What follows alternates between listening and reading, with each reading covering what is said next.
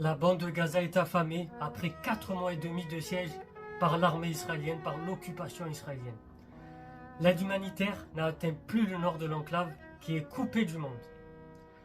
La destruction des réseaux d'assainissement et l'entassement des déplacés dans le sud, où ils survivent dans des conditions déplorables, font craindre la propagation de maladies et donc de morts par milliers.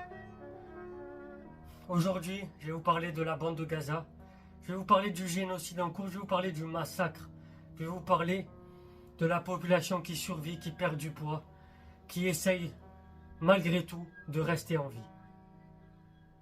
Voici un exemple.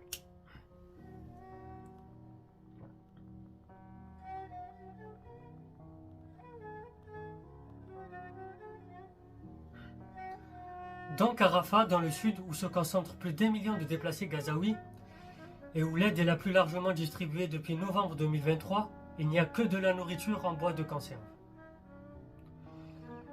Les récoltes ont été anéanties dans les champs dévastés par les bulldozers et par les bombardements israéliens. Les poulets et poissons d'élevage tués et engloutis depuis des mois maintenant. Le port de Gaza et la plupart des embarcations ont été pulvérisées par les bombardements. Les ONG Human Rights Watch et Oxfam ont dénoncé donc le risque d'une mortalité à grande échelle. Et ils ont dénoncé également l'utilisation par Israël de la famine à Gaza comme arme de guerre. C'était Soso L'intello, abonnez-vous, partagez, likez.